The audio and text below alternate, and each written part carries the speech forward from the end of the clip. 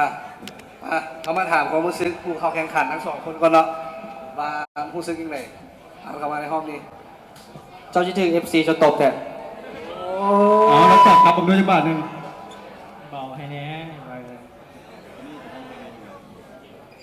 เพื่ออะไรเนาะดีเจปรับซุ้มยังโอ้ลืมอีกแล้วพี่ซีลงสร้างคีรักดีตัวนี้วัตชีเริ่มก่อนเริ่มก่อนแล้วดีเจสปินนาทีแมนว่ายังไก่จะมอนิเตอร์เอ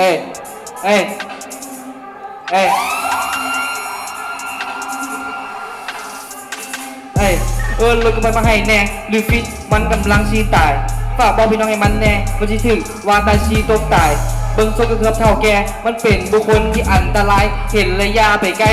ระวังเครื่องพวกเจ้าสิหายมึงนั่งกระโปงมึงยังบ่ไหวพวกมึงกล้าบอกเลยว่ายังบ่ไหลมึงกูไปเฮียงเพียงมาใหม่ฟอกสตูปิดโฮลิชินโคตรไกลกูว่ามึงหลอนจังซีต้องถอนคันมึงเก็บซองบ่ไหวกระเซินมึงกลับไปนอนไปหรือป่าไม่เป็นคนด่านกูกะบ่ได้ตื่นบ่ได้เสียวแต่ถ้าคันกูมีปืนกูขอยิงมึงเลยนัดเดียว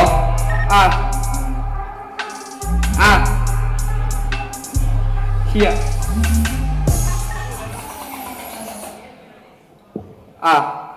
ในหัวก็คือชิมีที่หีกับแตกเห็นผู้หญิงเท่าไหร่ก็อยากจะเข้าไปแหกแต่ห่ำเจ้าอ่อนน้อยนึงวิ่งกันแตกกันว่าความจริงกับโทษผู้สาวบ่เอาก็คงบ่แปลก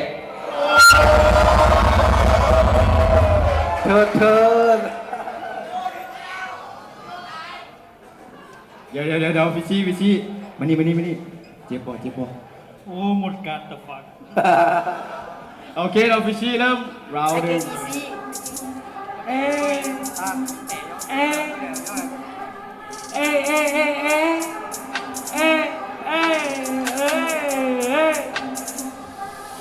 เป็นได้แต่วาตาชิซึ่งกูเป็นอีตาชิกูกินมึงก็ซาชิมิแล้วตัวมึงได้โออิชิไอ้ดอกก็คือแมนหินก็คือหินที่มึงเป็นได้แต่ตีนคือตีนของจีนยังคงเป็นของจีนต้องให้รับญี่ปุ่นมึงยังเป็นของกากคือจีนกูถามแท้อันนี้แมนมึงแรปหรือว่าสวดมนต์มึงยังแรปโคตรมั่วคือจังมึงเมานมอันนี้บอได้เอาแอระหว่างกูคิดว่ามึงเป่าลมมึงอย่าไปมั่วอยู่ใส่เด้อเดี๋ยวขอท่วงมึงสวดคนอย่างโยมคุย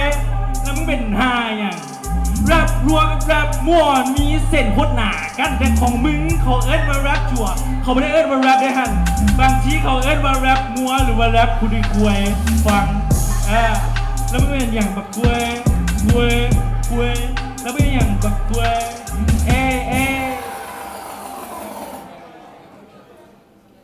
มึงว่ากูคุยน้อยมึงเคยเห็นแล้วอ่ะขนาดแฟนมึงถือกูซับนะแม่งยังตีนใจนะโทษ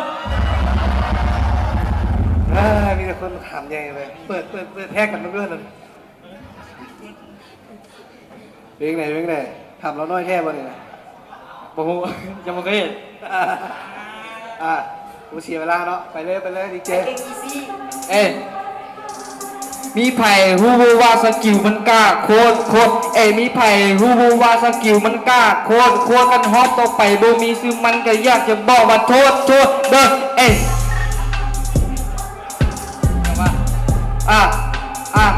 ลิ้วป่าลิ้วไก่ลิ้วกา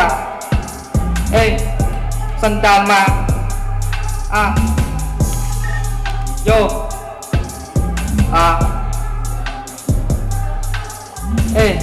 มันจะกวาตาชิและเจ้าสิเอาจังใดในมือเจ้ามีโออิชิแบบว่ากิมูจิคุณเจ้ากับเซ็กซี่มันเป็นตาจูบอยากเอาไปรูปเจ้าคิดว่าเจ้าคมว่ะเจ้าคิดว่าเจ้ามีนมว่ะสกิลของเจ้ากับไก่ว่ะและ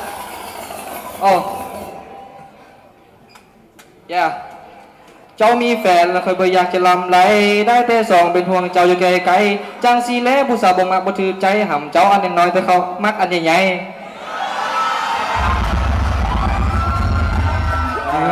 เดี๋ยวรู้ว่าเป็นอย่างคือจะกลับมาได้อยู่เนาะคัมแบ็กมาได้ตัวนี้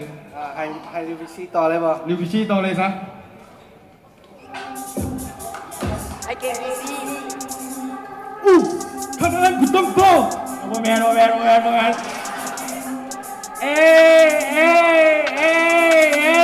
อ๋อมึงกลับบ้านไปขายซูชิตีนควยแล้วมันบอลอดไปเปิดห้างบัญชีมึงรวยควยก็ไปเป่าปีไอ้พองฟังแล้วบดได้แล้วจังไงจะได้เห็นควยลำอยากได้ซื้อเจแปนกูแนะนำกิโมจิถ้ามึงอยากจะได้แฟนกูให้มึงได้100,000ควยมึงคือสีบอแข่งได้เห็นสาวตีถามว่างานนี้ถึงไปทบกูต้องอายบอกขลุ่นริวพิชิแล้วมันเป็นสตรีนอย่างคุยกูจังสั้นจังซี่แล้วมึงสิเฮ็ดหยังแล้วมึงสิเอาจังไงจบเกมนี้กูบอกเลยเจอได้บอกแล้วกูบอกสดว่ามึงสิแมนไทยติ๊กต็อกเกอร์แล้วเป็นอย่างแต่โทษกูสิแตกล้านหนึ่งแต่โทษแล้วบักคำกูยังบ่เห็นรถเพลงมึง